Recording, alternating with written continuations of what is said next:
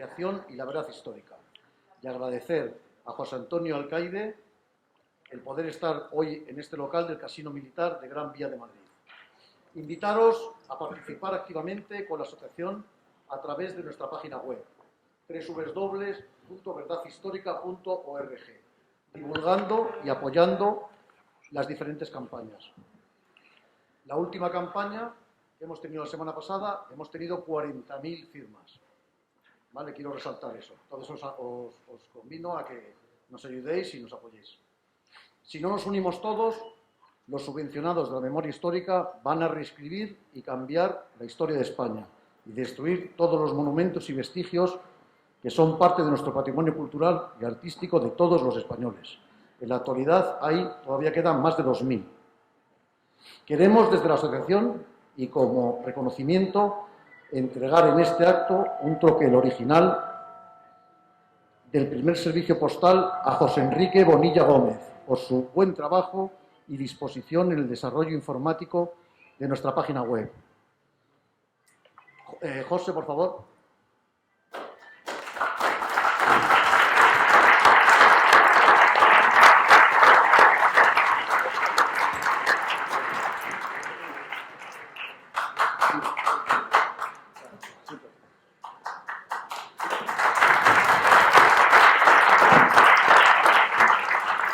Y que le sirva de pisapapeles o como un arma arrojadiza. No puede ser también. Gracias también a nuestros delegados que han venido de los diferentes puntos de España. Muchas gracias.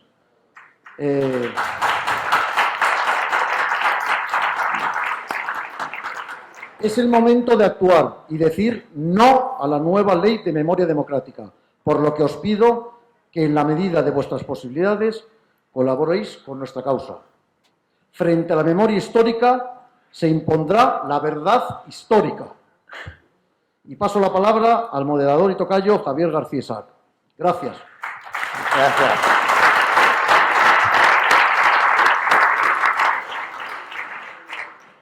Lo cierto es que ponerme a mí un micrófono delante es muy peligroso porque me paso todo el día hablando y además veo que aquí hay muchas caras conocidas, muchos amigos y muchos oyentes que se despiertan conmigo tomando un café con Apple. Así que lo primero, agradeceros a todos vuestra asistencia aquí. Creo que es fundamental la batalla cultural, la batalla de las ideas, la batalla que nadie ha querido dar, excepto la sociedad civil, y ahora pues algo también la política. Llevamos 40 años huérfanos y cabe preguntarse por qué hemos llegado hasta aquí, qué hemos hecho mal para que estos últimos 40 años asesinos, violadores, ladrones, reescriban la historia y nos digan además cómo tenemos que pensar, porque estamos en esa situación. Se ha creado un Ministerio de la Verdad que nos dice a todos cómo tenemos que pensar, lo que tenemos que decir y lo que tenemos que sentir, a quién tenemos que querer y a quién tenemos que odiar. Y a mí nadie me va a quitar mi capacidad de amar ni mi capacidad de odiar, porque está mal odiar, pero hay cosas que deben ser odiadas. Creo que los que estamos aquí entendéis el mensaje que quiero decir. Los malos, porque hay buenos y malos, no nos pueden decir, aquellos que defendemos la verdad histórica, qué fue de nuestra historia. Y sobre todo, que no nos puede decir esto son aquellos que no son ejemplo de nada, porque la ley de memoria histórica, entre otras cuestiones, lo que pretende es reescribir la historia para borrar las huellas de los crímenes que otros han cometido y que ahora nos achacan a aquellos que defendemos la verdad histórica. Por eso creo que es muy meritorio asociaciones como la que preside Javier Campal, donde está Juan Manuel González, que ha hecho un trabajo magnífico también, y todos vosotros. Fundamental el apoyar a este tipo de asociaciones. Algo está cambiando en la sociedad civil y también, por qué no decirlo, en la política española. Desde el momento que hay millones de personas que han puesto pie en pared y que no están dispuestos a aguantar que nos digan qué está bien, qué está mal, y además los que nos dicen lo que está bien y lo que está mal son precisamente los malos. porque hubo buenos y malos. Recuerdo, y esto es una frase que digo muy a menudo, que a lo largo de nuestra historia, sobre todo en nuestra contienda civil, y no hemos venido aquí a hablar de nuestra guerra civil, pero conviene recordarlo, porque aquellos que la perdieron son los que nos están diciendo cómo fue. Y hubo dos bandos en nuestra contienda civil, y hubo gente buena en ambos bandos, pero solo uno tenía razón, y nos guste o no, ese bando fue el que ganó. Y lo demás es hacernos trampas al solitario, lo demás es autoengañarnos. Yo, si os parece, hoy nos acompañan buenos amigos, caras conocidas, que todos vosotros supongo sabéis quiénes son. Por un lado, vamos a dar la palabra a Guillermo Rocafort. Guillermo Rocafort es portavoz de la asociación, además de buen amigo. Es caballero legionario, escritor, licenciado en Ciencias Económicas y Empresariales, diplomado en Lengua Inglesa, bueno, colaborador de distintos medios de comunicación. En Decisión Radio presenta La Pica en Flandes, o Una Pica en Flandes, que siempre lo decimos mal. Y yo creo que él nos va a hablar de qué es la asociación, los fines de la asociación y qué es lo que persigue la asociación y por qué se crea esta asociación. Así que, sin más, vamos a escuchar a Guillermo Rocafort, si os parece.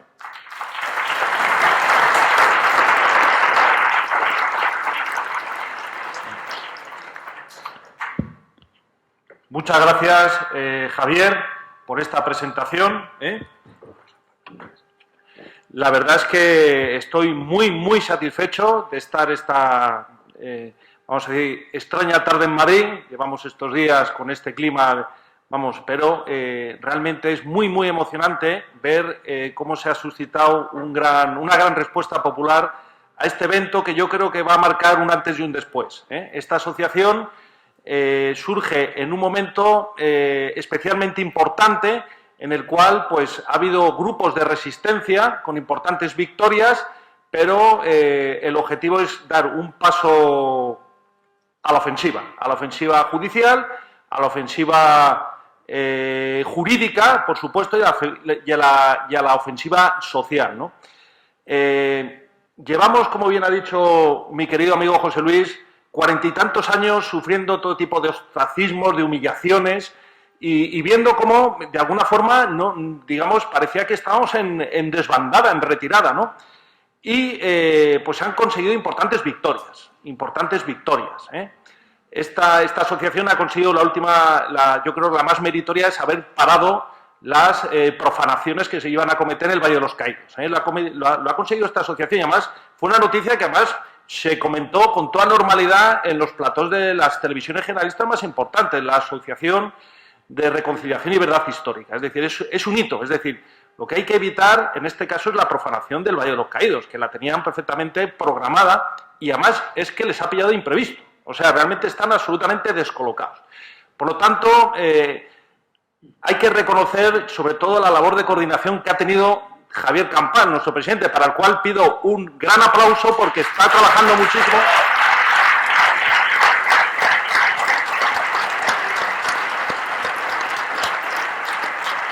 Muy bien.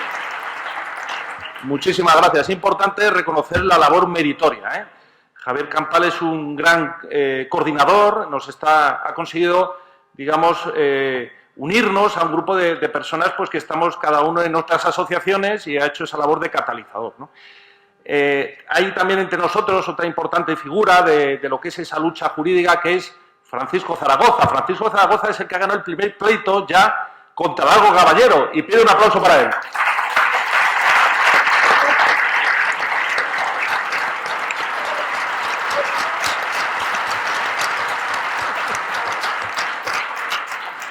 Y cómo no, también tenemos con nosotros a don Arturo Armada. Arturo Armada, que ha venido con un grupo patriota de Tenerife, de las españolísimas Islas Canarias, y es el que está defendiendo el monumento de don Juan de Ábalos.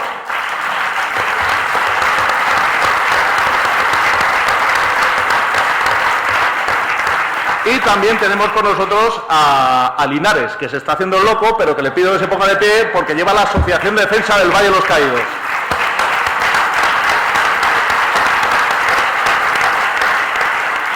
Bien, Seguro que me dejó muchas más personas en el tintero. Pido disculpas porque la verdad es que lo que me ha permitido y nos ha permitido en estos años de lucha a nivel de trinchera en la calle, sobre todo en Madrid, en la capital de España, es conocer a personas magníficas que están en esta cuestión, además de una forma desinteresada. Es decir, este movimiento ha surgido del desinterés de personas que tienen muchísima experiencia. Entre nosotros hay periodistas, hay abogados, hay procuradores, hay arquitectos como por ejemplo Ismael, hay gente capacitadísima y la verdad es que se nota un cambio de tendencia. Se nota un cambio de tendencia a la calle, a nivel de calle, la gente está harta. La gente ya con el tema de la memoria histórica no traga. La gente está hasta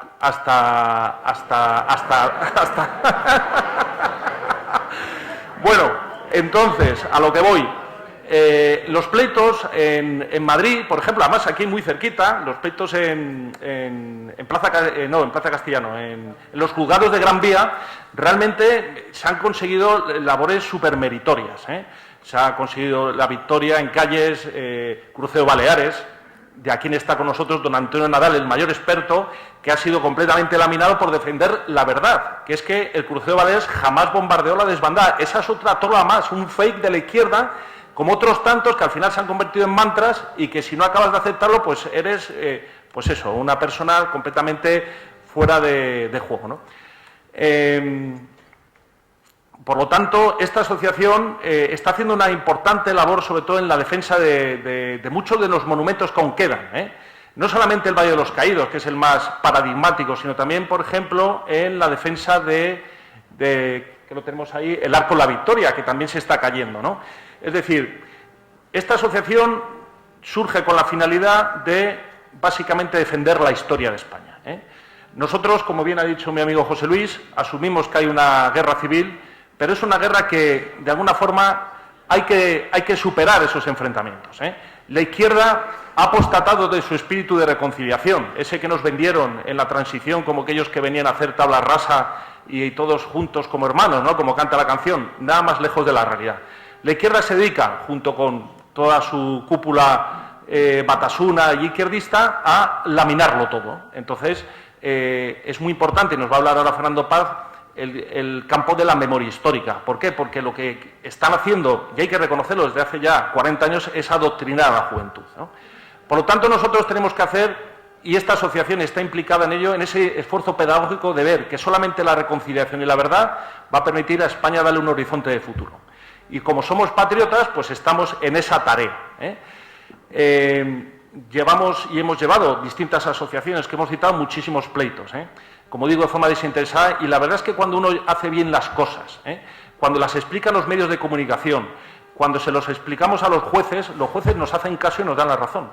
Y al final uno interioriza que efectivamente la verdad y la razón está de nuestro lado. Por lo tanto, no nos debemos de callar más, Tenemos que ser cada uno de nosotros catalizadores. Tenemos que comprometernos. Aquí, por ejemplo, Álvaro Romero ha traído libros que son ideales para que cada uno de los que estamos aquí presentes, y sobre todo los jóvenes, se formen en lo que es la historia de España. Y cuando venga el debate, ya sea en ámbitos universitarios, en ámbitos políticos, en ámbitos familiares, tenemos que ser capaces, cada uno de nosotros, de exponer las razones que consideramos que son las que nos motivan, porque es que si no, llevamos 40 años callándonos y al final nos han ido arrinconando, hasta que nos hemos visto en la esquina, y unos cuatros como Campal y como Kiko, pues nos hemos reagrupado y hemos decidido pasar a la ofensiva. Es decir, esta asociación va bajo el espíritu de la reconciliación, pero como bien ha comentado Javier, con ese espíritu de ofensiva. Es decir, es que no vamos a pasar ni una. O sea, esto es una cosa que tiene que acabar.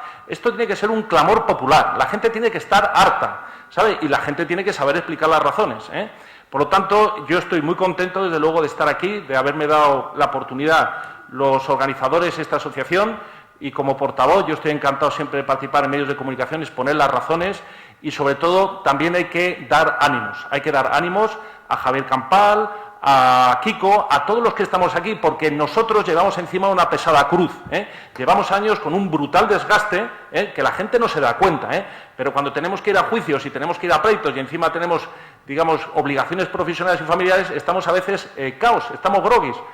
Pero luego también hay otra cosa muy importante, que en el fondo nos gusta, ¿no, Javier? Nos gusta y nos motiva. Entonces queremos trasladarles a ustedes ese entusiasmo y, sobre todo, que esta asociación sepa que todos y cada uno de las personas que están aquí presentes son el motor de esta asociación.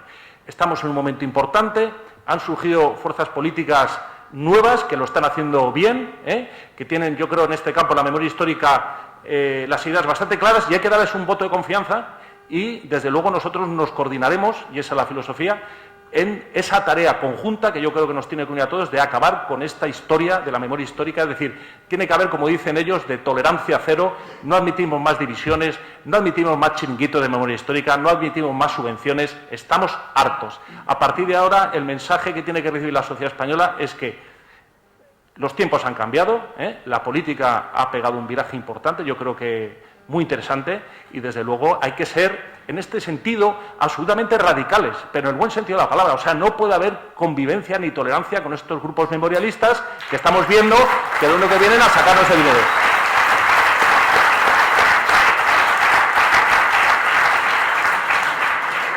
Muy bien, pues nada más. Muchísimas gracias por su atención y cedo la palabra a Javier, el presidente de la mesa. Muchas gracias.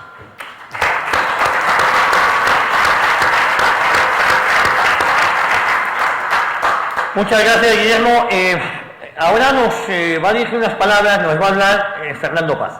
Fernando Paz, historiador, profesor, escritor, especializado en historia contemporánea, ha escrito decenas de libros. Muchos de ustedes le conocerán a través de medios de comunicación. Ahora está realizando un trabajo magnífico en 7NN. Tenemos una excusa para volver a encender la televisión. Esa televisión que estaba acumulando polvo, esa televisión donde teníamos el toro, la sevillana encima, algún que otro recuerdo, alguna que otra placa. Ahora ya tenemos un motivo para volver a encender la televisión y no es ni más ni menos que 7NN. Cuando digo que se está dando la batalla ideológica y cultural, se está dando también en los medios. Hay una ofensiva de nuevos medios. Podemos escuchar la radio y podemos ver la televisión. Sí, lo podemos hacer, siempre y cuando sepamos lo que tenemos que escuchar y lo que podamos ver. Bueno, Fernando nos va a hablar sobre la nueva ley de memoria histórica. Ustedes también saben que en el 2007 José Luis Rodríguez Zapatero hizo una ley de memoria histórica con el preámbulo de José María Aznar. Digo el preámbulo de José María Aznar porque en sede parlamentaria, creo que fue en el 2002, condenó el lanzamiento del 18 de julio, concedió la nacionalidad española a asesinos que vinieron aquí a matar españoles, con lo cual se lo puso muy fácil a José Luis Rodríguez Zapatero.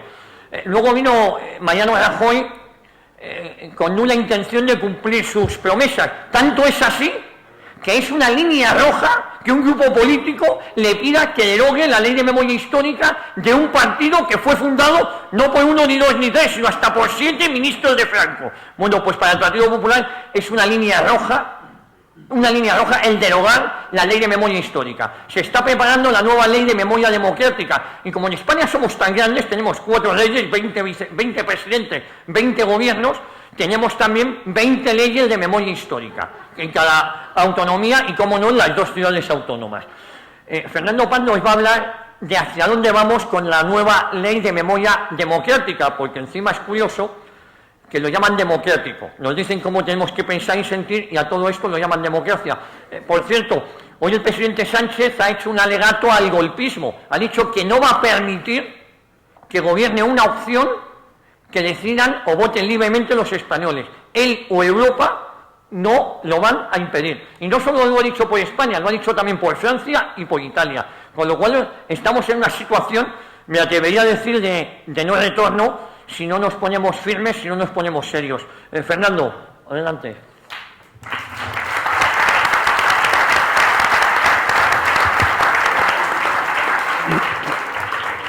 Bueno, después de tan entusiásticas presentaciones y palabras de Javier, de Guillermo, a mí me toca la parte más plumbea del asunto, lo académico, digamos. Trataré de hacerlo lo menos pesado posible, pero no sé si se va a poder. Bueno, muchas gracias a los convocantes, a los organizadores. No repetiré la presentación de Guillermo, que pensaba hacer yo por mi cuenta, pero se me ha adelantado. Y daros sinceramente las gracias por lo que hacéis, porque cualquier cosa que se haga en este sentido por restituir la verdad y la reconciliación, que debe ser el fin último de la búsqueda de la verdad, verdaderamente que no se vuelva a repetir lo que se produjo hace 80 años, pero que no haya causas para que lo tengamos que repetir. Fundamentalmente se trata de eso. El problema está en que, de una forma cada vez más evidente, en nuestro mundo occidental, tan ejemplar él, y en nuestro país vivimos en una situación que podemos denominar, sin exageración de ningún tipo, de tiranía. Una tiranía no tiene por qué ser formalmente una dictadura o el gobierno de una sola persona, puede ser de formas muy diversas, y la forma anónima no es precisamente la menos tiránica de todas, sino todo lo contrario. Digo esto a cuenta de que viniendo para acá me han mandado una noticia de estas que, en fin, la llegan a uno por WhatsApp, que dice que el ministro de Deportes británico va a exigir a Medvedev que reniegue de Putin para poder participar en Wimbledon. Antes lo intentaron con Djokovic, ya recuerdan ustedes, ¿verdad? Con las vacunas. ¿Alguien todavía creerá que no podía saberse? Pues naturalmente que sí. Cuando hicieron lo de Djokovic, esto estaba cantado. Y todo lo que hemos estado pasando no ha sido más que un entrenamiento, eso que se llamaba hace 100 años gimnasia revolucionaria de lo que está por venir, que es ni más ni menos que la sumisión y algo muy parecido y muy semejante a la esclavitud. Alguien dirá ¿y qué tiene esto que ver con la memoria histórica? Pues todo, porque la memoria histórica es una de las patas, una de los eslabones de la cadena de la sumisión con la que nos con la que nos están arrojando. Cuando uno aborda este tema de la memoria histórica, la verdad es que no sabe muy bien por dónde empezar, porque las aristas que tiene son, pues no diré que infinitas, pero sí, desde luego, múltiples. Una de ellas, y la que a mí más me preocupa particularmente, que es el oscurecimiento de la verdad, tiene que ver con el concepto al que me refería yo antes de tiranía, de totalitarismo, en definitiva, que consiste básicamente, es un vocablo del que se abusa enormemente y se utiliza de modo completamente impropio, que consiste básicamente en que lo privado, que lo personal, también sea político. Eso es esencialmente lo que define el totalitarismo. Y eso es uno de los fines de la memoria histórica, como es uno de los fines de muchísimas otras cosas que nos están imponiendo. Hoy, verdaderamente, para poder participar de la esfera pública, tenemos que hacer una permanente profesión de fe ideológica y dogmática y aceptar los dogmas del sistema, porque si no eres eso que ahora se llama cancelado, que es una verdadera monstruosidad. No es un asunto menor el que nos encontremos en un tiempo en el cual la discrepancia, el debate y el disenso se han vuelto sencillamente, por esta razón, imposibles. No importa el tema siempre que éste importe. No importa el tema siempre que éste sea importante. Luego hay peleas de familia, hay algunas ligeras discrepancias, ¿no? Pero en los temas fundamentales hay que efectuar esa profesión de fe. Hay temas en los que no se puede discrepar públicamente, ni siquiera matizar. Lo que estamos viendo es una transformación de un gigantesco calado. Lo que estamos viviendo en nuestro mundo occidental, cuesta ya llamarlo occidental, aceptármelo aunque sea simplemente a título geográfico, es una versión permanentemente unilateral de las cosas. Esa transformación a la que yo me refería, de un enorme calado, como probablemente no se vivía desde hace muchos siglos. En nuestros días, aunque sigamos empleando las palabras que hemos empleado siempre, estas ya no significan lo mismo que antes. Se ha producido una perversión del lenguaje, que no olvidemos que es el arma de la inteligencia, pues no hay pensamiento sin lenguaje, como los ingenieros sociales saben perfectamente. Y el dominio del lenguaje, el dominio de esa herramienta, es lo que asegura la hegemonía cultural del grupo dominante. Está claro que es un elemento coadyuvante de primer orden. En la célebre novela de George Orwell, 1984, acertó plenamente al hablar de la neolengua, que ya estaba por entonces en práctica en la Unión Soviética, al considerar esa homogeneización a través del idioma como el vehículo clave en la interiorización de la sumisión personal al poder constituido. Porque los cambios históricos no han triunfado solo, y fundamentalmente, como no han triunfado, ha sido a través de maniobras políticas, sino básicamente porque se ha sido capaz antes de cambiar la percepción que se tiene de las cosas, la percepción colectiva y la percepción personal del pueblo al que se gobierna, ¿no? En ese marco surge la expresión de la que venimos a hablar hoy, que es la de memoria histórica. La memoria histórica es una perífrasis de nuevo cuño para nombrar una cosa que no tiene nada que ver con la memoria y mucho menos que ver con la historia. Es una expresión de extrema corrección política que camufla una estafa intelectual de primer orden en la pretensión de que está evitando, digamos, los partidismos formales, ¿no? Revela el propósito último de sus mentores, la conformación de una verdad oficial que sustituya, que reemplace al conocimiento histórico. En realidad, el intento de la izquierda de controlar la producción cultural es algo sobre lo que tendríamos que estar avisados desde hace mucho tiempo. Nadie podrá, digo yo, llamarse a engaño ya a estas alturas. Con esto ha sucedido, con el tema de la memoria histórica, ha sucedido lo mismo que con el asunto de los separatismos en España, con las concesiones del Estado a los separatismos. Hay quien supuso ilusoriamente que una política de concesiones les aplacaría. Ha resultado ser todo lo contrario, como sabemos, ¿no? De la misma forma, la abrogación de la versión de la Guerra Civil y de la Segunda República, que condenaba taxativamente a esta en función del desastre histórico que supuso, porque la Segunda República fue un desastre histórico, les pareció a muchos la mejor medicina para contrarrestar los intentos revisionistas, en su momento, de los perdedores, e incluso se tendieron puentes que partían de la ruptura del propio paradigma, sacrificando muchas de las más arraigadas convicciones en aras de un fin más alto, como era el de la reconciliación propuesta. No olvidemos que ya el Partido Comunista, en 1956, lanza el eslogan de la reconciliación nacional, que a poco que se rascara tenía bastante poco que ver, en realidad, con lo que era una reconciliación y mucho menos que ver con lo que hoy, desde luego, proponen. Está claro que el progresismo utilizaba y sigue utilizando la reconciliación como un punto de partida y no como una estación de llegada. La reconciliación no era un fin en sí mismo, sino que era el apeadero de tránsito hacia el destino final, que no era otra sino la más vil de las venganzas. Lo que hay detrás de la memoria histórica en realidad es un anhelo de revancha, una inconformidad profunda que se manifiesta en la tozudez de no aceptar el resultado de la historia tal y como acaeció. Una guerra que se perdió hace 7 décadas, pero que, asentada en el indiscutible principio de la superioridad moral del propio bando, sobre el contrario, lleva a la conclusión de que hay que rectificar lo sucedido en los términos en los que esto sea posible. Claro, ya no pueden volver a cruzar el Ebro, pero sí pueden volver la historia irreconocible hasta el punto de que nos pueden hacer creer que las cosas fueron de un modo diferente a como en realidad fueron. Naturalmente, el odiado enemigo queda estigmatizado en su más elemental, en su misma denominación: franquistas, fascistas, sublevados, golpistas, rebeldes. Naturalmente, todo esto, la mera invocación de estos términos, en el contexto de una sociedad democrática para la cual es esencial la execración del formalismo electoral, es decir, la elevación a categoría de intocable. Hasta lo que nos ha contado Javier hoy, que nos promete el presidente de gobierno que si determinadas fuerzas políticas ganan en las elecciones no va a ser aceptado este resultado. Pero hasta hoy teníamos entendido que era lo contrario.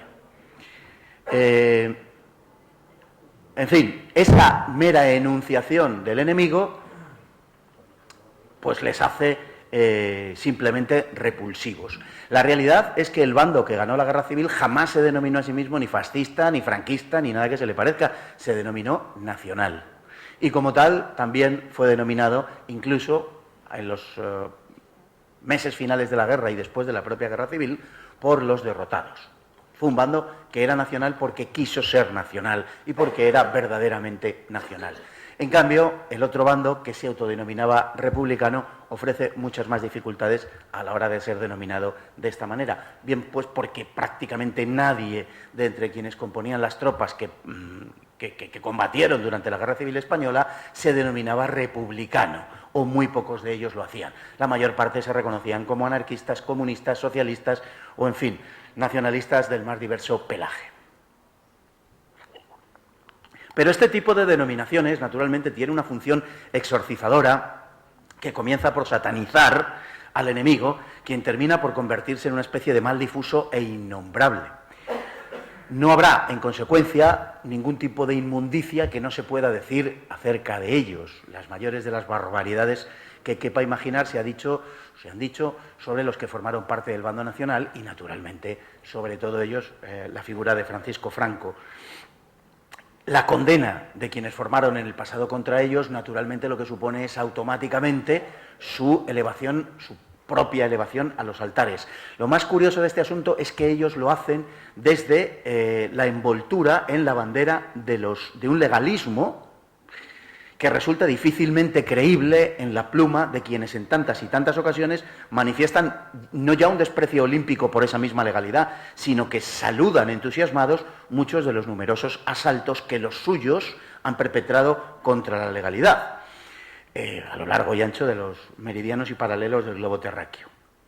Y que hicieron lo propio y que presumieron de esa falta de respeto a la legalidad cuando las tentativas revolucionarias las perpetraban ellos, incluso en su momento, exaltando sus acciones subversivas en lo que tenían precisamente, y como digo, de conculcación de la legalidad vigente. Basta recordar cómo durante la Segunda República se dedicaron plazas, calles, centros públicos de todo tipo, hospitales, colegios, a los golpistas que lo eran de Jaca de diciembre de 1930.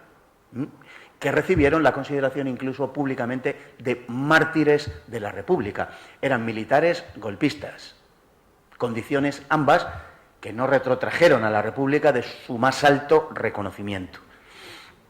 No hay ni que decir al respecto de lo que sucedió en octubre de 1934, algo que enarbolaron ellos como timbre de gloria de su tentativa revolucionaria, con un escasísimo, habrá que reconocerlo, respeto de la legalidad vigente entonces, algo que llevó a un insigne republicano como Salvador de Madariaga a decir aquello de que tras la revolución de tras la sublevación de 1934, la izquierda española perdió hasta la sombra de autoridad moral para condenar el alzamiento de 1936. O dicho de otra manera, apenas les pudieron decir otra cosa, sino que vosotros habéis triunfado donde nosotros fracasamos.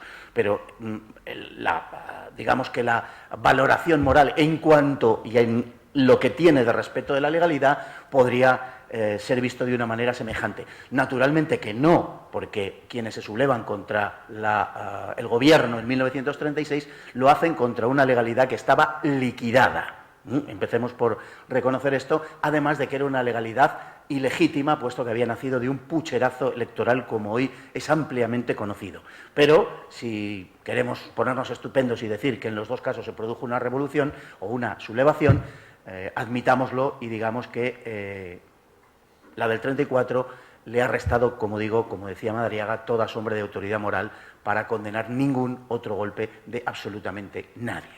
La memoria histórica, además, ha terminado convirtiéndose en un descarado negocio absolutamente desvergonzado del que han vivido un montón de gente, pero que sobre todo ha legitimado otros intereses de tipo ideológico y, como digo, colateralmente también económicos. Esto, desde luego, no es una consecuencia imprevista de la ley. Es decir, nadie puede alegar que la ley perseguía los más altos intereses, pero que alguien se ha aprovechado de ella, porque esto estaba previsto en la propia ley desde el principio y, por tanto, el legislador era perfectamente conocedor de lo que perpetraba. Como ha dicho el escritor izquierdista Javier Cercas, leo literalmente, con la industria de la memoria sucedieron dos cosas. Por un lado, el chantaje del testigo. Hemos aceptado que el testigo tiene la verdad y eso supone una especie de rendición incondicional. El testigo no entiende nada de lo que sucede muchas veces, pero nosotros, dice Cercas, lo hemos sacralizado. Y por otro lado, y este aspecto me parece particularmente importante, se ha producido la conversión de las víctimas en héroes. Eso es una perversión, dice Javier Cercas. Todo lo cual es cierto. Lo fundamental en este asunto, ya sabemos muchas cosas, sobre todo el historiador conoce el valor que puede tener el testimonio. Sabemos que los testimonios tienen un valor relativo, sabemos que la historia oral, sabemos que los recuerdos, que es en lo que se fundamenta la memoria histórica, tienen un valor muy, muy relativo. Casi todos, ojalá fuéramos todos los que estamos aquí, recordamos aquello de Órgiva, ¿verdad? Aquello que publicó el diario El País en primera plana, con el descubrimiento de una inmensa fosa común en la provincia de Granada, que, como digo, dio en titulares, y que revelaba la existencia de un crimen masivo y brutal por parte de los nacionales en las personas de los afectos al Frente Popular en la provincia de Granada, en la localidad de Órgiva. Un par de días después de esta denuncia escandalizada del otrora Diario Independiente de la Mañana, lo único que era verdad es que era de la mañana, pero, 2 días después, no en la página 1, sino en 35 páginas más allá, es un decir, no pretendo ser exacto en esta descripción, ese diario daba la noticia de que en realidad los restos de esos cientos de personas fusiladas se correspondían con cabras, con ovejas, con animales domésticos. Sin embargo, en el artículo del País, recogía los testimonios de algunos ancianos, ya entonces que habían sido jóvenes naturalmente en 1936, y que recordaban cómo a la localidad de Órgiva habían llegado en camiones los falangistas con sus respectivas camisas azules para coger a los rojos del pueblo y fusilarlos. Y les aseguro que no faltaron testigos. Ese es el valor del testigo. ¿Bien? Peor todavía es esa conversión de las víctimas en héroes.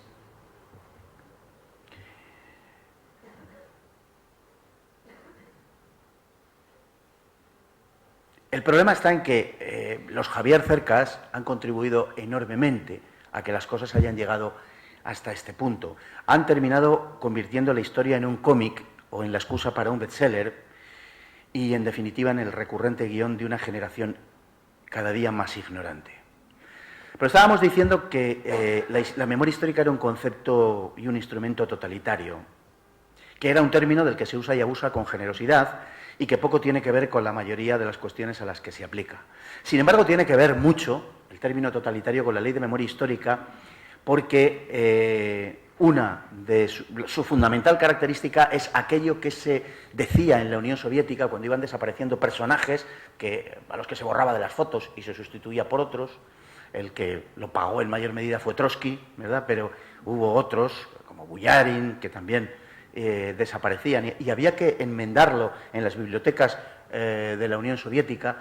Iban hoja por hoja enmendando aquellos errores y tachando y borrando a los personajes que desaparecían, hasta tal punto que se hizo fama en la URSS aquel chascarrillo que decía: nadie sabe el pasado que nos espera. Y en España está empezando hace tiempo que sucede lo mismo, ¿no? Y ese es un inmiscuirse en cuestiones personales, en creencias, porque eso es lo específicamente totalitario, cuando lo personal, lo privado también es político. Un parlamento no puede decidir qué es verdad y qué no es verdad. Un parlamento no puede decidir cómo fue la historia. Los políticos no pueden decidir esto. Los políticos que padecemos y cuyo nivel todos conocemos, no tienen ni la más mínima capacidad para determinar cómo ha sido la historia de España, qué debemos creer y qué no debemos creer. No se puede hacer oficial una creencia o una interpretación. Eso es una monstruosidad. La historia, por supuesto, debe ser objeto de debate entre historiadores e intelectuales o entre aficionados a la misma, pero no entre políticos. La cuestión no es que no se pueda, por tanto, debatir la historia, sino al contrario. De hecho, a lo que da lugar la Ley de Memoria Histórica es a que no se pueda debatir la historia. La historia se puede, por tanto, debatir y se debe cuestionar y se debe revisar. Ya saben ustedes que ahora está muy de moda todo eso de acusar de revisionista al que se sale del carril, o de negacionista, todavía peor, porque esto ya es aplicable a cualquier cosa, lo de ser negacionista, a las vacunas, a la guerra de Ucrania o al cambio climático que se nos viene encima. Todo es negacionismo, todo el que no esté de acuerdo con la línea oficial es negacionista. Y el problema está en que de lo que se trata no es un problema histórico, es un problema ideológico. Por eso se ha hecho descender el debate de su ámbito intelectual a la arena política, porque es justamente lo que se pretende y con toda intuición. Fundamentalmente por 2 razones. En primer lugar, por obtener réditos electorales. Es decir, realmente la cosa es tan miserable como eso. Es decir, por ganar unas elecciones. Porque la izquierda sabe que cuando el debate político se desplaza de las realidades concretas políticas, valga entender a fecha de hoy, 16 de marzo de 2022, el precio de la gasolina. Por ejemplo, cuando el debate se desplaza de ahí a lo ideológico, lo tienen ganado. Porque que suba el precio de la gasolina o que el Gobierno pueda tener una serie de responsabilidades al respecto no es más que una circunstancia adversa dentro del camino hacia el bien, el progreso y la corrección a donde nos lleva el Gobierno, un Gobierno progresista. Y por tanto no es más que una piedra en el camino. Eso es lo que hace que agiten los temas ideológicos, porque saben que nos conduce a un debate que tienen ganado. Y lo que habría que ver es por qué lo tienen ganado. Apelar a ese tipo de cuestiones produce una movilización en la izquierda. Es trasladar el debate político de los hechos a la ideología, de la realidad a lo simbólico. Y como han dominado el mundo de lo simbólico a través de los conceptos y del lenguaje, siempre ganarán, salvo que verdaderamente se dé eso que se llama el debate de las ideas. Expresión que a mí no me gusta demasiado, pero que nos entendemos todos. En segundo lugar, la memoria histórica sirve para asentar el discurso dominante, es una justificación histórica del mismo poder a través del que alcanzar la hegemonía cultural en el seno de la sociedad a fin de construir el marco en el que se interpretan los hechos. Miren, recordemos que don Federico Nietzsche, alguien igual ha pensado que me iba a referir a otro Federico, don Federico Nietzsche, que tiene mucha más talla, decía que no hay hechos, sino interpretaciones. Y en un sentido, o en el sentido de lo que nos ha traído hasta aquí, tenía razón. Los datos no tienen demasiados sentidos en sí mismos si no se refieren a un contexto determinado. El dominio de ese contexto es lo que le da sentido a los datos y es lo que me permite interpretarlos y reinterpretarlos. Corre por ahí una malhadada frase casi en forma de proverbio que dice dato mata relato, y es una de las cosas más tontas que he oído en mi vida, además de ser un pésimo ripio, pero es una cosa que básicamente es mentira. Cuando uno determina el contexto es cuando se puede permitir esa interpretación de los datos. Así, una vez resuelto quiénes son los buenos, quiénes son los malos, pues puedo convertir a unos conservadores, por ejemplo, o unos monárquicos, en fascistas, o a un levantamiento popular en un golpe de Estado, que siempre pues queda mejor, ¿no?, para impugnarlos. O aquello que más me interese en cada momento. Por lo tanto, en el caso de la memoria histórica, como en el caso del nacionalismo, decíamos antes, sucede lo mismo, resulta esencial mantener viva la llama de la reivindicación. La memoria histórica, como las reivindicaciones nacionalistas, no termina nunca. Es una reivindicación permanente. Alguien decía hace no demasiado, alguien hablaba de hay que sacar a Franco del Valle de los Caídos porque una vez que saquen a Franco ya no van a seguir adelante, porque lo que quieren es que ellos, claro, sienten el agravio de que Franco esté allí, lo que quieren realmente es que, bueno, salga el dictador y una vez que lo saquemos de allí, bueno, pues ya se lo hemos concedido y se acabó. Evidentemente no, evidentemente se está alimentando el monstruo, se sienten más fuertes, la generosidad la interpretan como debilidad, si es que generosidad fuera, que no otra cosa mucho más fea, sacar a Franco del Valle de los Caídos. Cuando saquen a Franco, sacarán a José Antonio. Y cuando saquen a José Antonio, sacarán a los que les interese a ellos por las razones que todos sabemos cuáles son. Y cuando consigan eso, desacralizarán el Valle de los Caídos. Y cuando lo saquen, harán un centro de la memoria histórica y le darán absolutamente toda la vuelta y dirán que allí murieron 800.000 millones de no sé qué, construyendo el hipogeo del dictador. Y así sucesivamente. Cualquiera que sepa un poquito de deporte sabe que cuanto más, si no quieres que te metan un gol, lo mejor que puedes hacer es defenderlo más lejos de la portería. Si te encierran, te la clavan. Por eso, toda concesión, como decía, no es sino alimentar a la bestia orwelliana. Al principio, las reivindicaciones se presentaban, claro, como no, en el terreno de lo razonable, porque estas cosas siempre empiezan en el terreno de lo razonable. Y siempre bajo la bandera del victimismo. Porque la de las víctimas es una causa que siempre es acogida con universal simpatía. La víctima siempre es simpática, pero hoy ha sido elevada a la categoría de intocable. Una víctima es intocable por el hecho de ser víctima. Naturalmente, cuidado, porque la víctima, para serlo, primero tiene que pertenecer a un colectivo victimizado. No cualquiera vale para víctima. Un cura asesinado en agosto de 1936 más o menos se lo merecía. Bueno, puede ser un exceso. Esto ahora me lo coge La Sexta y me dice que yo he dicho que hay que matar a los curas. Pero no, que esto es lo que dicen ellos. ¿Vale? Entonces, la victimización tiene que formar parte de es un proceso y tienes que formar parte de un colectivo victimizado previamente, como digo. ¿Vale? Los sacerdotes pertenecían a una casta que estaba oprimiendo al pueblo y que contribuía a la ignorancia y al analfabetismo del pueblo. Que la realidad sea otra no importa, eso es lo de menos. El relato es el que es, ¿no? Nuestro mundo, además, nuestra sociedad occidental fundamentalmente, y admítase que en estos momentos está en una fase un tanto enfermiza, por ser benévolo, nuestra sociedad, decía, está embriagada de emotividad y de sentimentalismo. Nuestra sociedad, infantilizada, ya no quiere santos ni héroes, quiere víctimas. Nuestra sociedad adora a las víctimas, aunque, como digo, solo a determinadas víctimas. Y para pertenecer a esos colectivos victimizados hay que hacer previamente un trabajo de afirmación cultural.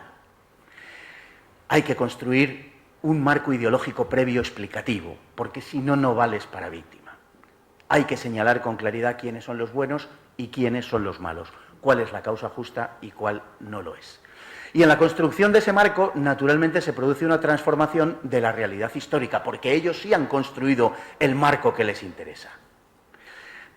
La transformación, hasta el punto de convertir en grotesca a la historia, naturalmente a ellos no les preocupa absolutamente nada, a los ingenieros sociales.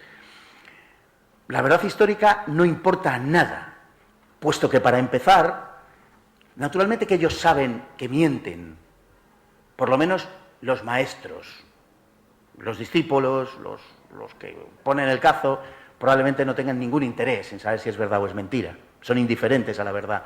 Pero los que pergeñan todo esto, naturalmente que en muchos casos saben que están mintiendo. Lo que para nosotros sería mentir. Tenemos que entender que para ellos no es mentir. Porque la verdad en sí no importa nada. No entienden que exista una verdad como tal y tampoco una historia como tal. Sino tan solo, como decíamos antes, existen interpretaciones. Y los hechos tienen sentido en función de las interpretaciones. La historia para ellos no es un objeto de estudio o un saber. La historia para ellos es un arma de combate. Y lo que les interesa lo toman, lo subrayan, lo enfatizan, y lo que no, lo ocultan y lo entierran. Y yo he sido testigo, cuando empezaba toda esta historia, allá por el año 2001, yo he sido testigo de cómo nacían estas asociaciones por la memoria histórica, y cómo, después de una clase de doctorado, que hablando con una persona que compartía clase conmigo, me comentaba cómo había estado escarbando, porque más que excavar, lo que hacían era escarbando en una localidad de la provincia de Badajoz, donde habían encontrado media docena de cadáveres. Y cuando yo le dije que, bueno, qué suerte habéis tenido, que lo habéis encontrado así de primeras, él me contestó una cosa muy parecida a: quita, qué suerte ni qué narices. Si empezamos a escarbar allí, salieron escapularios, un yugo y unas flechas. Y le dije, coño, ¿y qué hicisteis? Y me dijo, joder, taparlo. Esa es la reconciliación que pretenden y esa es la memoria que pretenden, ¿no? No creen en la verdad. La historia para ellos es un arma de combate. La historia, el saber, el intelecto, la filosofía, las ideas, son armas de combate. No tienen ningún otro interés. Por tanto, lo que para muchos podría llamarse podría pensar que estamos ante una evidente ausencia de adecuación a los hechos, al respecto de la memoria histórica, para ellos carece de significado alguno. Lo esencial es que cumple su fin, el de imponer una determinada visión del pasado. Lo verdaderamente relevante de esto, el tema central de esta cuestión, es la verdad, es el tema de la verdad moral. entendiendo por tal la afirmación de una serie de principios ideológicos y su imposición en forma de cosmovisión única al conjunto de la sociedad. Todo lo demás ha de plegarse a la verdad moral. La historia, como la ciencia en otros terrenos, es sólo un saber auxiliar. Allá donde los hechos ratifiquen esa verdad moral, los hechos se aceptan. Allá donde no lo hagan, sencillamente se ignoran, si es que no pueden tergiversarse o, en último término, prohibirse. Esto al respecto de la memoria histórica, pero lo vemos al respecto de muchísimas otras cosas. Por eso os hablaba al principio de la cuestión de la que os hablaba, del tenista Medvedev, del tenista ruso, porque todo esto está absolutamente relacionado. Como les importa tres narices la ciencia cuando hablamos, por ejemplo, de ideología de género. Cuando alguien, a despecho de su carga cromosómica, de su anatomía, de su genitalidad o de su cerebro, puede considerar que, habiendo nacido varón, resulta que es una mujer o al contrario. Ahí, ¿me decís qué papel juega la ciencia? Absolutamente ninguno. El de comparsa, el de auxiliar. Si la ciencia les sirve, se apoyan en ella. Y si no, la entierran, literalmente la entierran. No les importa nada, ni la ciencia, ni la historia, ni ningún saber. Solo son armas de combate.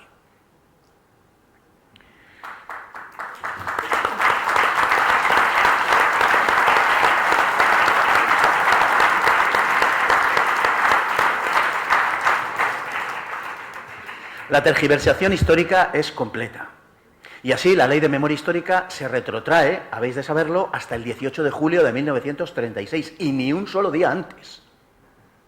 Todo lo que pasó antes no cuenta, de manera que el 18 de julio de 1936 sencillamente carece de sentido. Y podemos dar, en consecuencia, la explicación que queramos. Unos tipos fascistas y malísimos se levantaron un día, se sublevaron porque al parecer lo decidieron, no se sabe muy bien por qué, porque no conocemos los antecedentes. Y los antecedentes son sus rebeliones, sus sublevaciones. Y los antecedentes es el rapto de la democracia que tuvo lugar durante la Segunda República. Y sus antecedentes es que hicieron absolutamente inviable la convivencia durante la Segunda República. Y los antecedentes son que adulteraron unas elecciones generales que habían perdido el 16 de febrero de 1936. Y sus antecedentes son que fueron ellos quienes armaron milicias y quienes asesinaron a los del bando contrario y quienes terminaron incluso en esa orgía de sangre asesinándose entre sí. Esos son los antecedentes, de los que no quieren que hablemos.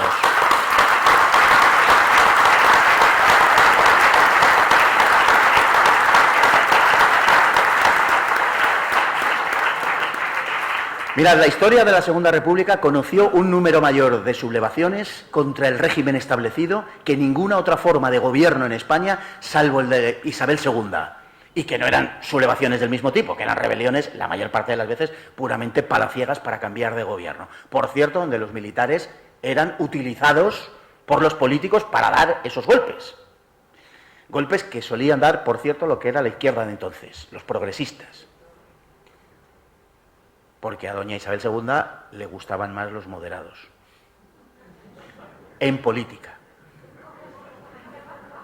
Bueno, no es un currículum muy brillante, la verdad, el de la Segunda República, ¿no?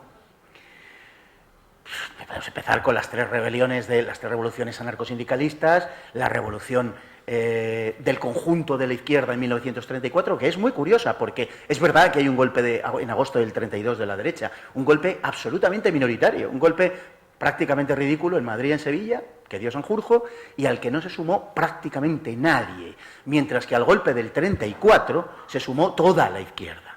Ese era el respeto por la legalidad que tenían. Lo esencial, evidentemente, no es el recuento de las tentativas de unos y otros. Lo básico, lo que no puede hurtarse a la historia, es el carácter cualitativo, como digo, de las distintas sublevaciones. Y no se trata de eso tan manido de que todos los radicalismos se levantaron contra los sucesivos gobiernos republicanos constituidos, aunque esto sea ya de por sí bastante representativo de, en en fin, la bienaventuranza de aquella época, lo venturosa que era la Segunda República, ¿no?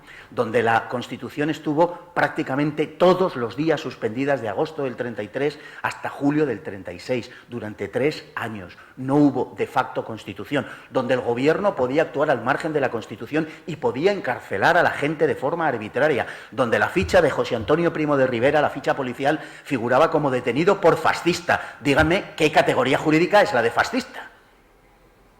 Bueno, pues así figuraba la detención de José Antonio Primo de Rivera, por ponerles un ejemplo.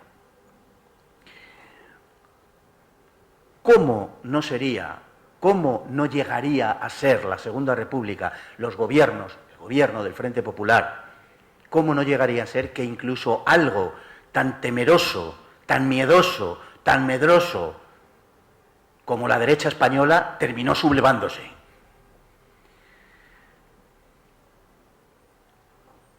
Hicieron todo lo posible por provocar una rebelión, hicieron todo lo posible por tener una guerra civil, la tuvieron y la perdieron. Quiero recordar aquí que la organización más violenta, más agresiva, más revolucionaria, a la que se ha tildado de banda de pistoleros, que era Falange Española, soportó 11 asesinatos antes de dar una sola represalia mortal. Y la dio no porque fuera la 11ª, sino porque se perpetró en la persona de un chico, Juan Cuéllar, de 18 años, al que dejaron absolutamente irreconocible de una manera que el término barbarie describe insuficientemente.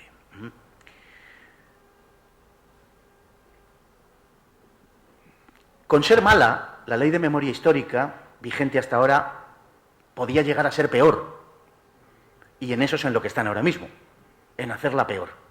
Porque lo que se prepara, y ya voy terminando, aunque en este momento esté políticamente detenido, lo que se prepara es apenas concebible.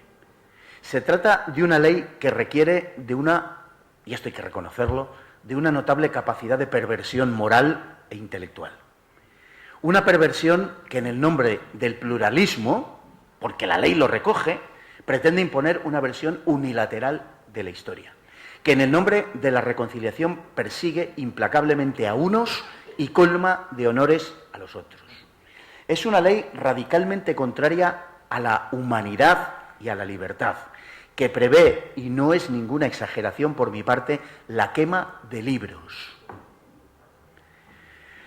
y la destrucción de cualesquiera materiales que contradigan los falaces supuestos en los que se basa. Es una ley que pretende borrar el rastro de sus crímenes, que pretende borrar la historia como ha sido conocida hasta ahora. Literalmente, en el proyecto de ley se decía que el juez o tribunal acordará la destrucción, repito que leo literalmente, acordará la destrucción, borrado o inutilización de los libros, archivos, documentos, artículos y cualquier clase de soporte. Una ley que prevé el encarcelamiento y multa de todo aquel que se oponga a la doctrina en ella expresada, que priva de su condición docente a los profesores que no acaten el último de los extremos de la ley, no recatándose siquiera en hablar de, leo literalmente, proporcionar a los docentes las herramientas conceptuales adecuadas. Muchas gracias. Lo que significa adoctrinarles. Al tiempo que, vuelvo a lo literal, serán ilegales las asociaciones que hagan apología del franquismo. ¿Qué es la apología del franquismo? Primero, ¿por qué no se puede hacer apología del franquismo? En primer lugar, ¿por qué alguien no puede creer que Franco fue un magnífico gobernante que dio a España 40 años de paz y bajo el que se produjo un progreso como jamás en la época contemporánea en la historia de España? ¿Por qué no se puede creer eso? Me pregunto, coño, hay gente que vota a Sánchez.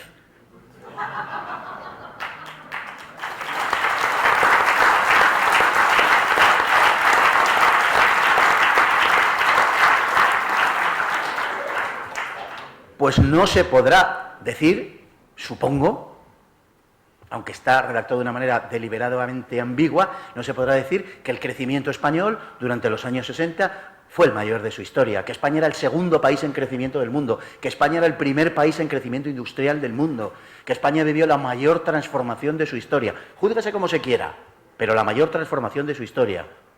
Que la tan cacareada transición fue posible precisamente porque el franquismo la había realizado en todos los terrenos y que lo único que hizo la transición a partir de la muerte de quien fuera caudillo de España fue implementar políticamente las medidas que en los terrenos cultural, económico, social ya habían tenido lugar.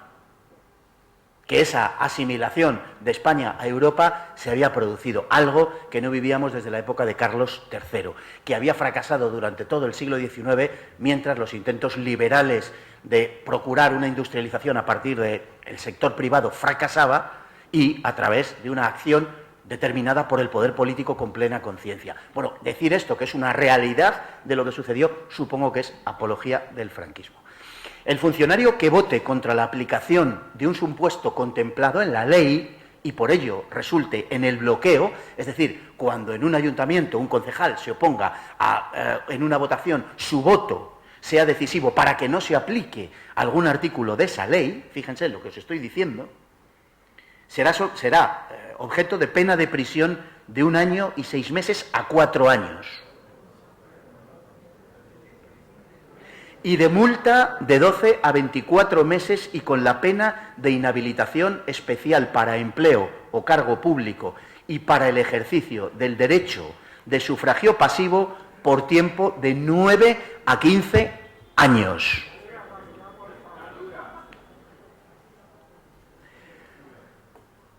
Nadie podrá oponerse a la ley en ninguna de sus formas ni a su aplicación en cualquiera de sus modos. Aquí no hay insumisión ni objeción de conciencia posible.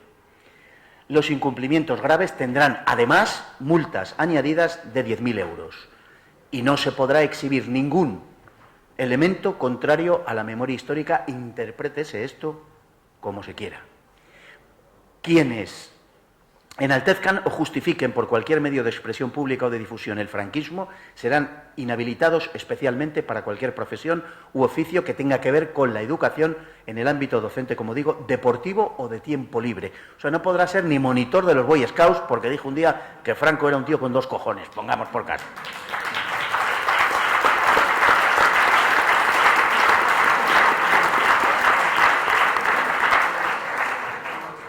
Una ley que establece hasta extremos inconcebibles los límites de las creencias que impiden la investigación. Porque claro, si tú estás investigando y te encuentras con un documento que avala cualquier cosa, yo he tenido la suerte de escribir un libro donde creo, en fin, demostrar cumplidamente que Franco no entró en la Segunda Guerra Mundial porque tuvo la voluntad de no hacerlo, no porque Hitler no le dejara, porque aquí ya hemos llegado al punto en que hay que creerse que Franco estaba como loco por entrar en la guerra y que Hitler le decía que no vas a entrar. O sea, esta es la doctrina oficial hoy día. Bueno, pues si a partir de la documentación existente resulta que llegas a una conclusión abrumadoramente contraria, no lo puedes decir. Luego, evidentemente, no hay derecho a la investigación. Una ley que rehúye la búsqueda de la verdad y que se empecina además en dividir a los españoles en medio de hipócritas proclamas lacrimógenas acerca de la restitución de los males causados hace 80 años. Es increíble porque la ley se queja de la existencia de la imposición de condenas impuestas durante el franquismo por motivos ideológicos, que es exactamente lo mismo que ella impone. En fin, por lo demás, las víctimas, que nadie niega que existan, son utilizadas con una desvergüenza apenas disimulada. Al mismo tiempo que sucede todo esto, la ley insta a que se pongan placas en los lugares de la memoria, porque hay que terminar con el silenciamiento de los vencidos. Esas placas tienen que estar dedicadas a quienes, leo literalmente, comprometieron su vida en favor de la democracia y la libertad. La pasionaria, sin ir más lejos. A quienes sufrieron graves violaciones a los derechos humanos cometidos durante la Guerra Civil y la dictadura. Por ejemplo, los miembros de los Grapo. Pobrecitos ellos. Habla de protección de las víctimas, pero solo se refiere a las víctimas de un bando, porque hemos hablado antes en qué consiste esa victimización. Prevé la exhumación forzosa de todas las víctimas con independencia del suelo en que se encuentren, citando expresamente en la ley, Pablo, el suelo religioso. Y eso ya sabemos por dónde va.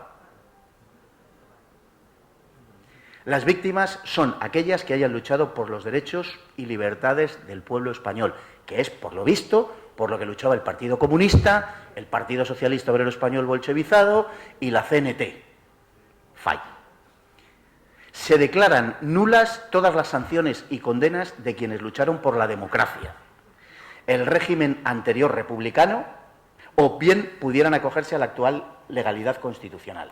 Se establece una comisión de la verdad conformada por profesionales de distintas disciplinas, como juristas, historiadores, psicólogos, investigadores universitarios, expertos en violencia de género, esto que no falte, defensores de derechos humanos y miembros de grupos memorialistas, entre otros, que cuenten con una amplia trayectoria personal y reconocido prestigio. Hecho a faltar aquí el ecologismo. Pero bueno.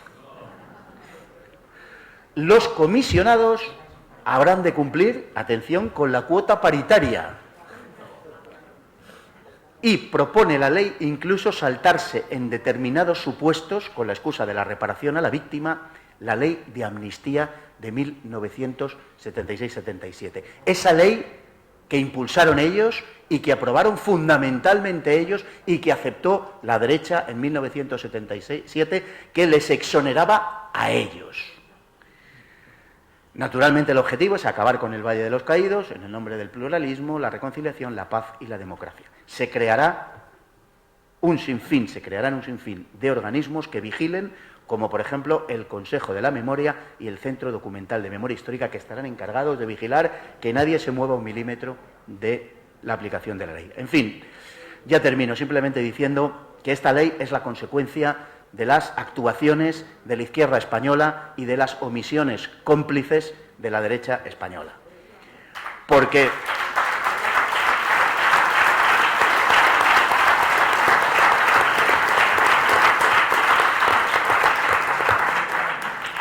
esta inicua ley que nos aguarda ha sido posible, como siempre sucede en estos casos, por una mezcla de maldad y de cobardía. Ya sabemos quién aporta cada uno de los ingredientes. Maldad y cobardía, acción y omisión de todos o casi todos los españoles, desde el primero hasta el último. Pues porque al fin, como escribió Edmund Burke, para que triunfe el mal basta con que los buenos no hagan nada. Muchas gracias.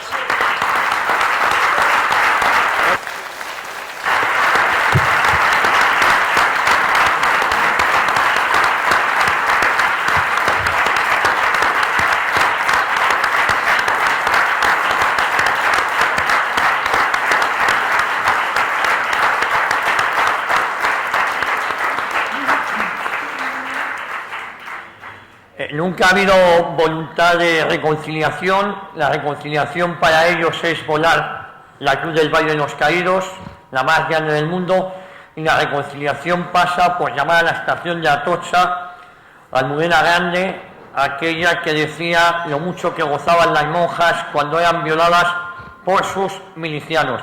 Yo no entiendo qué tipo de reconciliación es esa que nos piden que aceptemos. No está en mi mente aceptar ese tipo de reconciliación.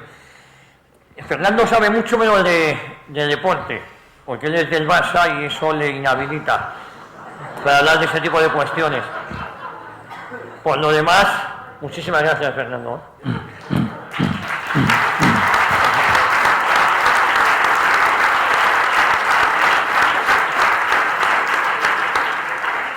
Tenemos ahora al profesor, al catedrático Antonio Nadal, catedrático de Historia Contemporánea por la Universidad de Málaga. Ha ejercido durante casi 40 años como docente e investigador de la misma, ha escrito exitosos libros de la Guerra Civil en Málaga, ha sido profesor en varios países, Rumanía, Bulgaria, República Moldava, y él se considera a sí mismo fundador arrepentido del PSOE de Málaga. Hoy es detestado y repudiado por ser un testigo muy incómodo. Él, como nadie, sabe lo que era el partido y él, como nadie, está escribiendo lo que sucedió en Málaga y el revanchismo de lo que era su organización. Profesor Nadal, muchas gracias. Muchas gracias.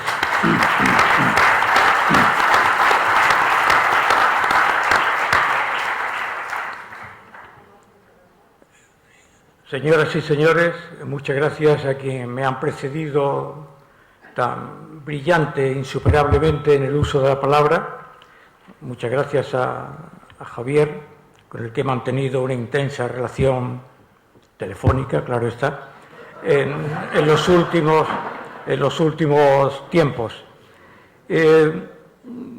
Quizás cuando se ha hablado y tanto y de manera tan certera o precisa sobre el intento, yo llamaría el intento de organizar una concepción del mundo en torno a una ciencia como es la ciencia de la historia, yo soy especialmente positivo en cuanto a la posibilidad que tiene, no para gestarse, no para el origen de donde procede y al que me referiré, el problema de la historia en la actualidad, sino porque resulta imposible en el campo concreto, no solo de la teoría, porque una ciencia requiere una teoría, que es un cuerpo de conceptos más o menos científicos para hacer el uso, un método y al mismo tiempo un objeto de conocimiento. Y realmente no tienen gente. O sea, son muy malos, académicamente son muy pobres.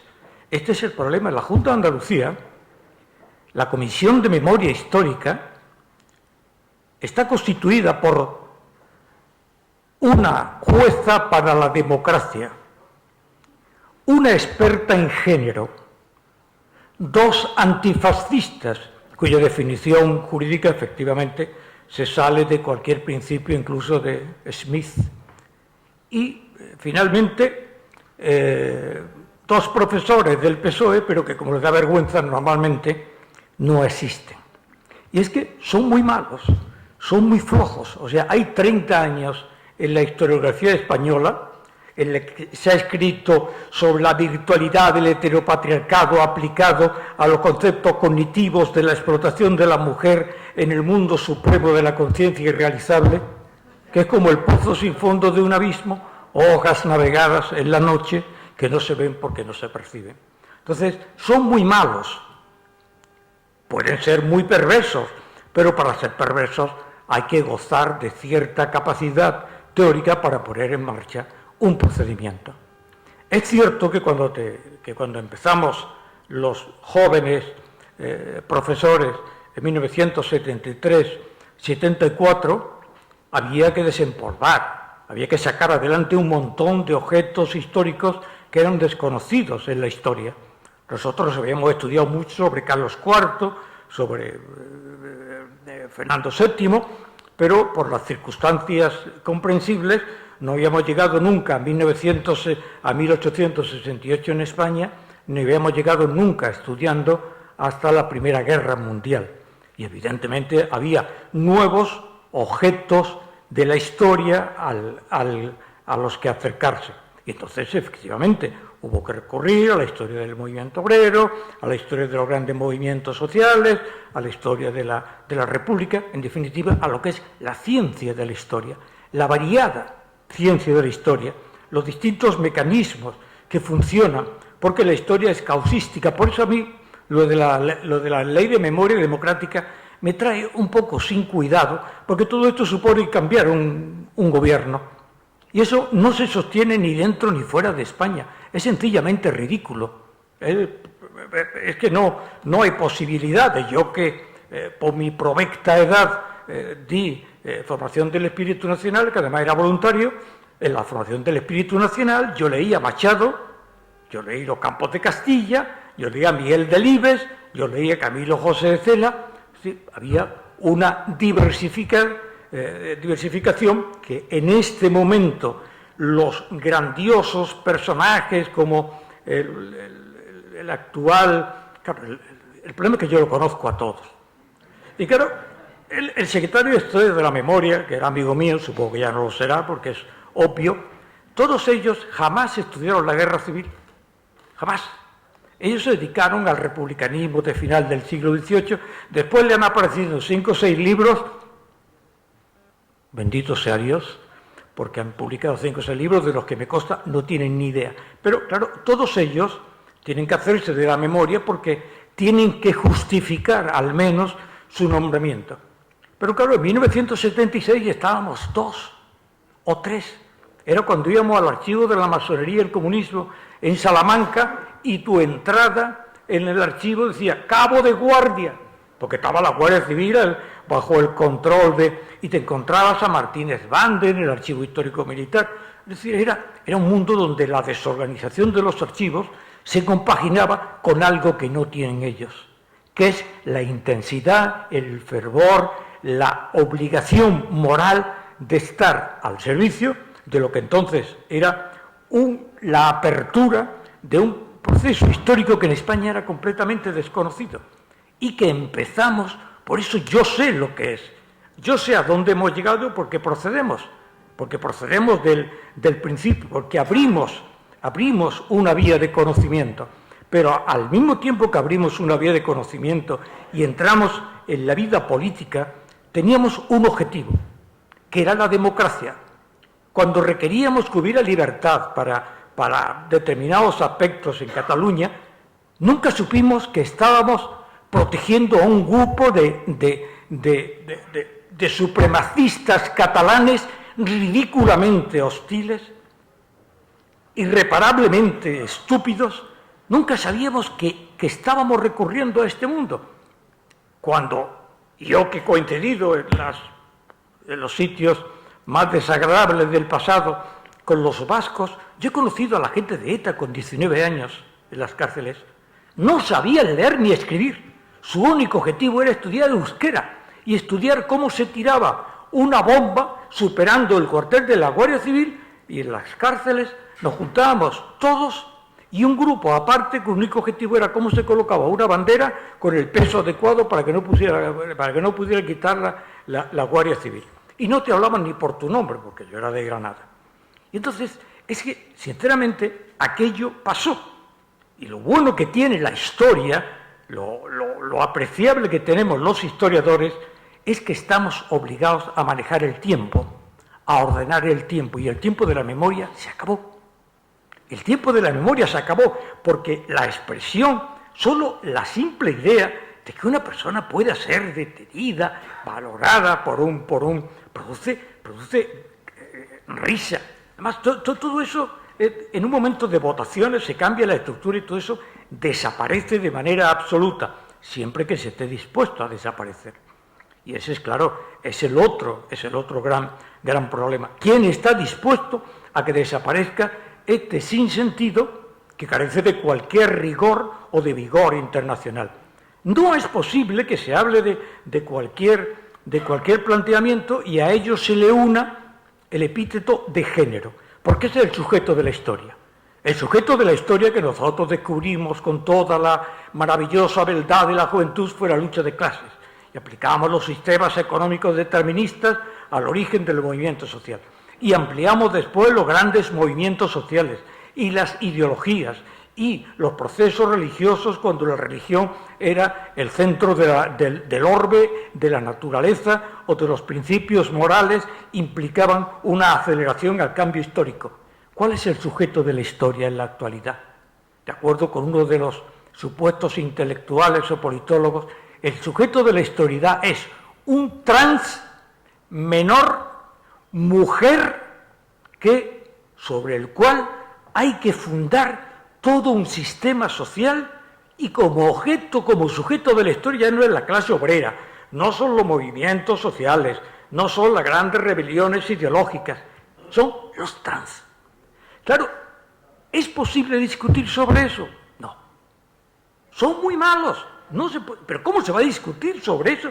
Eso es un sujeto base de la historia cuando vibran los cañones de manera cercana, cuando siempre se lo decía a mis alumnos que somos herederos de un periodo después de la Segunda Guerra Mundial y después de la Guerra Civil, que la historia no se ha detenido, que la historia ha aparecido con una epidemia, ha aparecido con un extremo conflicto social y que Europa no es el centro del mundo.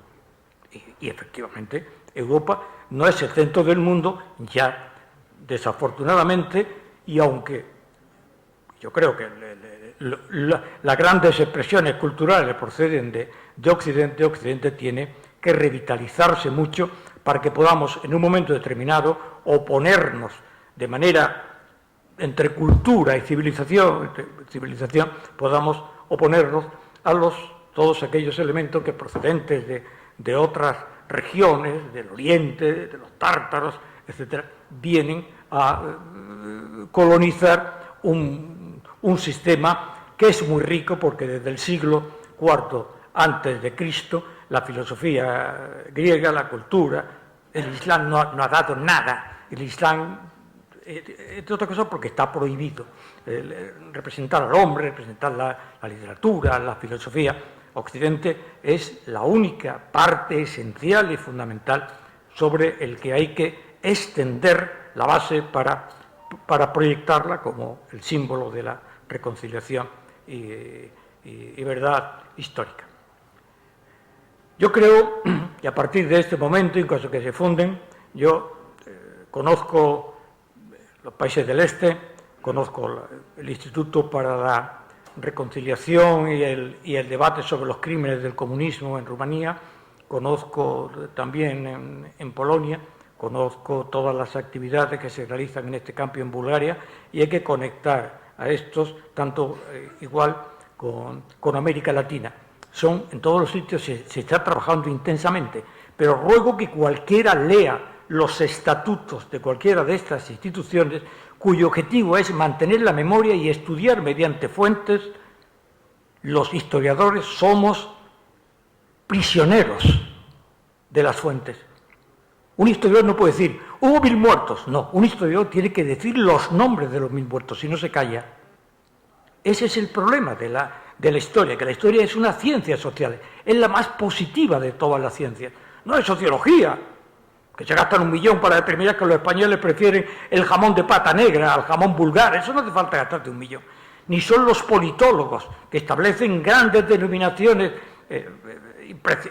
improcedentes y absurdas sobre la democracia. La democracia en Kenia no es la democracia en Indonesia, ni en los Estados Unidos, ni el método es el que se está aplicando.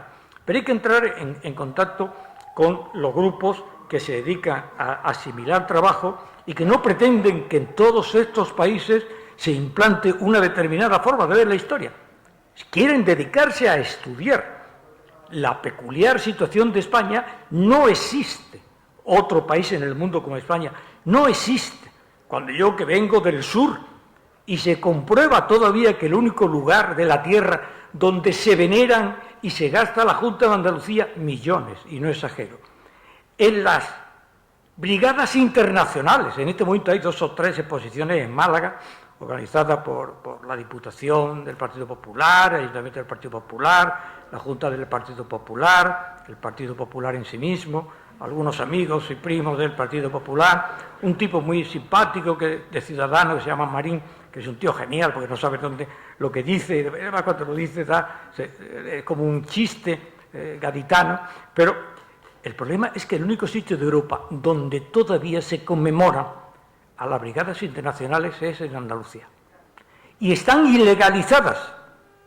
Si uno se molesta en ver a la brigada Dubrovsky, está ilegalizada en Rumanía, está ilegalizada en Polonia, porque fueron instrumentos del estalinismo. Y allí nos encontramos con que las grandes verdades de la historia, yo siempre digo que necesito 1 minuto en un Canal Sur, o en un periódico, o en una emisora, en cualquier sitio, 1 minuto, porque quiero plantear 2 cosas especialmente importantes, y que pensaba decirlas aquí porque aquí es posible y alguien la escuchará. Ha llegado el momento de que la familia García Lorca diga dónde está el cadáver de Federico. Ha llegado el momento.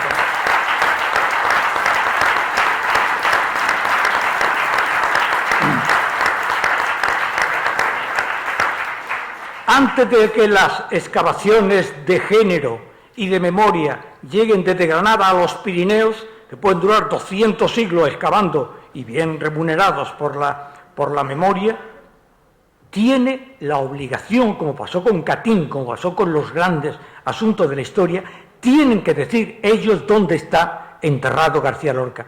No se puede una tragedia fomentar sobre, si no una mentira, al menos una falsificación. Y hay que explicar las causas, que fueron la lucha entre la Falange y los militares, porque Federico fue a refugiarse a Granada. También con el tema de Málaga, con la salida de la carrera de Málaga-Almería, es imposible, entre otras razones, porque el problema de los medios es que cuando se escribe un libro sobre la carrera de Málaga-Almería, Canal Sur, desbordado por el antifascismo, te saca un montón de programas y dices tú, pero ¿será posible? Lo es porque es así como es y no es de otra manera. Y mientras uno no tenga el sufrimiento de Unamuno, que fue socialista, ¿verdad? Que Unamuno dejó el socialismo por la religión, o Ortega, que no sé, que decía que era el más listo de España junto con Unamuno y don Marcelino,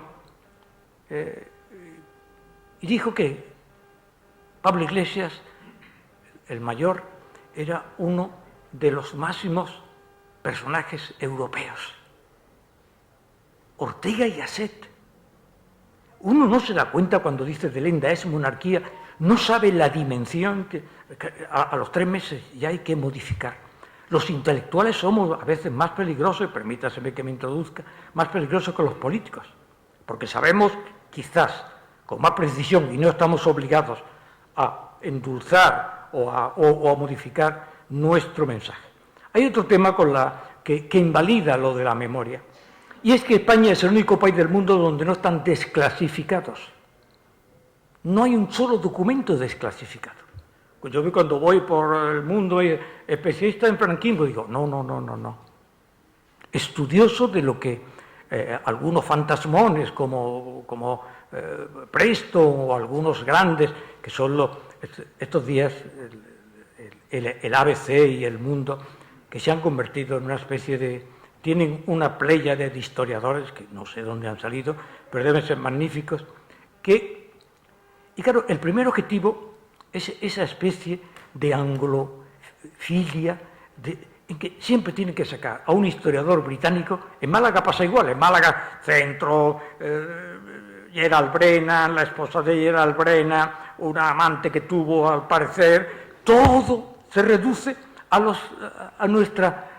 Menos mal que éramos los enemigos de la pérfida Albión, pero pasa exactamente igual, y sacan otra vez a todos los, como si no hubiera historiadores en España. Incluso hay historiadores que no están en la memoria, no hace falta recurrir a Paul Preston, que es un tipo absolutamente genial, al que conocía, y un día le hice la siguiente proclama, te digo, mira, Paul, creo que si yo me tirara 40 años escribiendo 24 horas al día, no conseguiría escribir lo que escribes tú.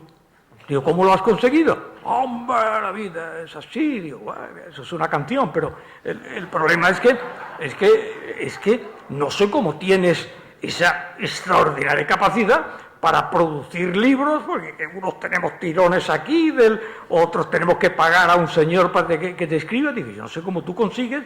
Digo, yo he hecho un estudio y 40 años escribiendo a mano sin parar, y no sé cuántas horas son, nunca llegaría a la mitad de lo que tú produces. Hombre, no hace falta que respondas.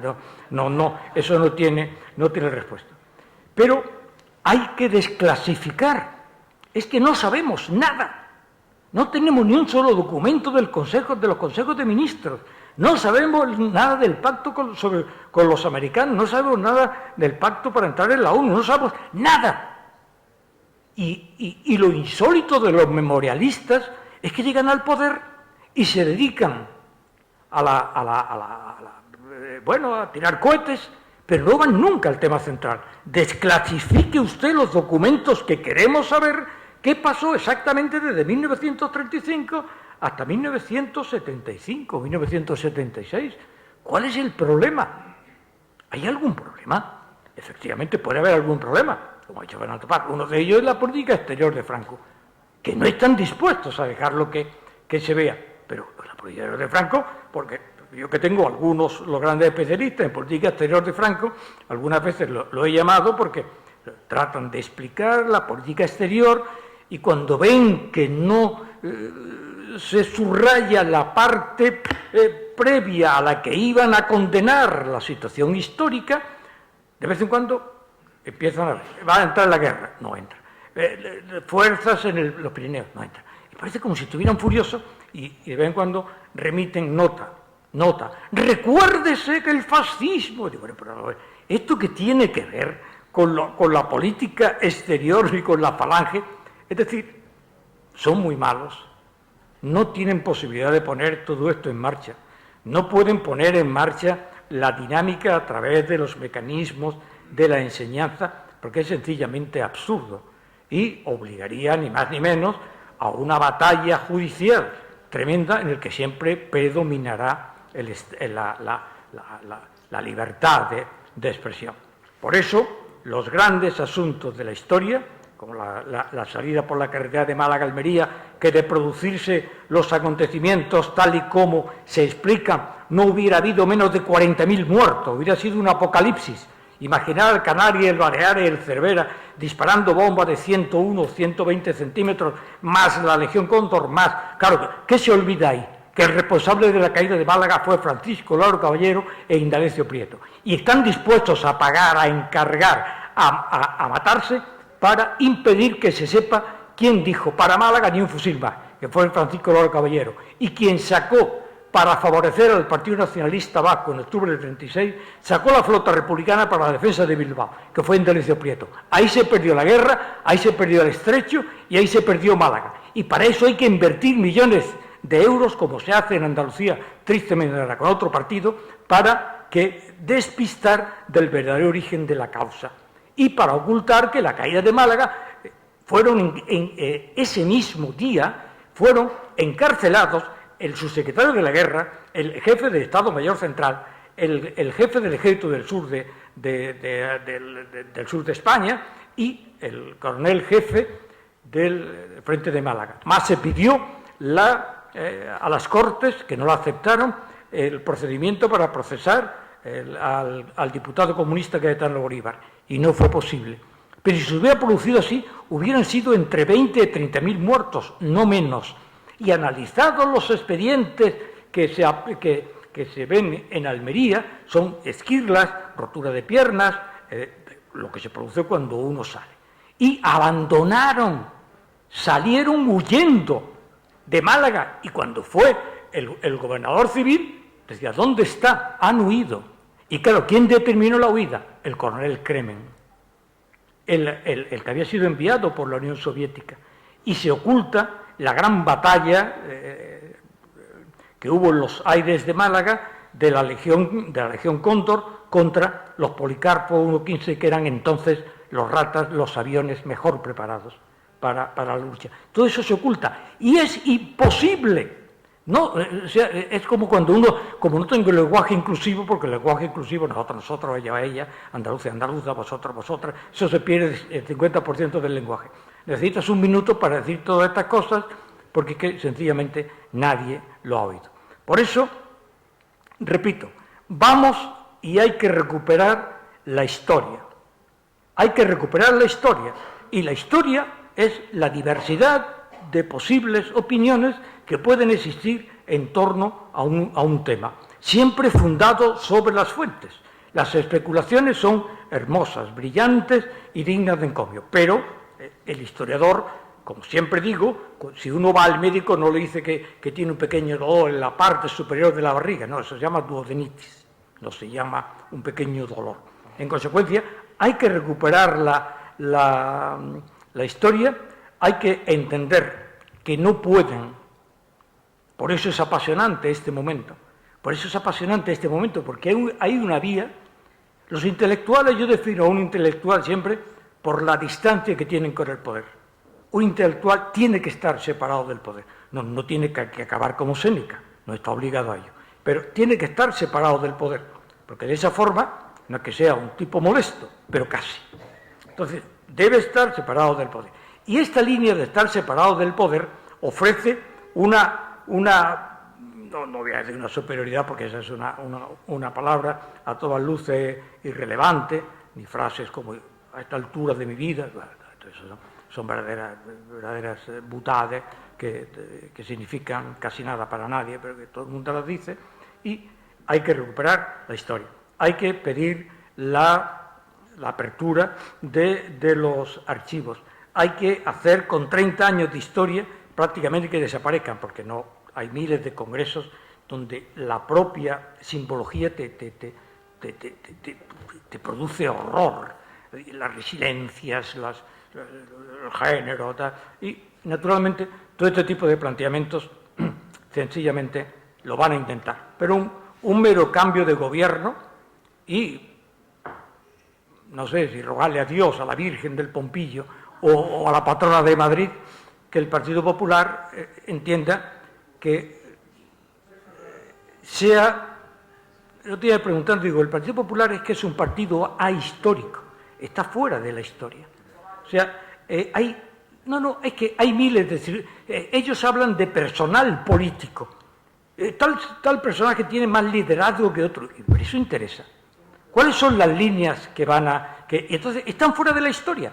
El PSOE está plenamente en la historia, sabemos lo que quieren, sabemos lo que desean, sabemos hasta dónde están a punto de llegar, sabemos que no tienen final, sabemos que harían todo lo que pudieran y más, pero es verdad que no dejan campo a la negociación, es todo o nada, el PSOE no deja posibilidad de negociación con ellos, pero el Partido Popular tiene que entender que hace 40 años no existía el proceso de los movimientos de personas entre países, eso no existía. No existía la irrupción totalitaria del género aplicado como negocio, no existían elementos nuevos en las clases sociales, eso no existía. Y el Partido Popular sigue como un remedio necesario de la Segunda Guerra Mundial en el ámbito de la socialdemocracia, en el que uno requería, como en el siglo XIX, uno eran partidos de orden, que eran los conservadores, y otros eran partidos de la libertad, que eran los liberales. Es una división simple y simplona, como todo lo que suele ocurrir muchas veces en la politología. Pero el Partido Popular tiene que saber que la gente no está preocupada por quién es el líder ha subido porque el liderazgo... Es que resulta irrelevante y resulta hasta molesto, porque es que te encuentras a 250.000 periodistas, se ha mitificado, se ha parado el proceso. No, hay que hablar de líneas ideológicas, por eso los historiadores tenemos quizás una ventaja, porque estamos obligados a organizar el tiempo, no hacemos perspectivas, yo soy incapaz de predecir el futuro. Lo que sí sé es que el presente hay muchos elementos positivos, favorables, en los que la dinámica de la sociedad española está adelante. Y uno de ellos es esta asociación. Yo llevo 20 años haciendo el ridículo conmigo mismo contra el género y contra la memoria. Pero claro, eso es posible en una región como es Andalucía, donde todos los departamentos de historia contemporánea están subvencionados, donde los libros de historia se encargan. Claro, si a mí me encargan un libro sobre Manolo Chávez, el pobre Manolo, lógicamente no voy a decir que Manolo se dedicaba a robar por medio país y que lo hacía sonriendo y que el hombre se equivocaba y en vez de decir Minoye decía millones, y Minoye millones. Digo, claro, entonces, que a un historiador le encarguen un libro, bueno, eso se llama como la biografía autorizada, no sirven de nada. Y por último, hay que procurar que lo que es la sociedad civil, lo que decía Gramsci, permítaseme la frase, pero es un personaje de gran interés. La lucha se elabora en este momento en el campo de las ideas, la religión, la cultura, la comunicación. No puede un líder político decir, yo vengo a hablar hoy aquí de nuevo de economía. Naturalmente que estamos todos muy interesados por la economía, pero la economía es una versión que se entiende en Europa desde finales de la Segunda Guerra Mundial, del proceso de reconstrucción. Por eso soy quizás, porque está prohibida la tristeza, está prohibida venirse abajo. los conozco, son muy malos y sobre todo, si no le pagan el billete a Madrid no viene. Quiero decir, para entendernos. Entonces,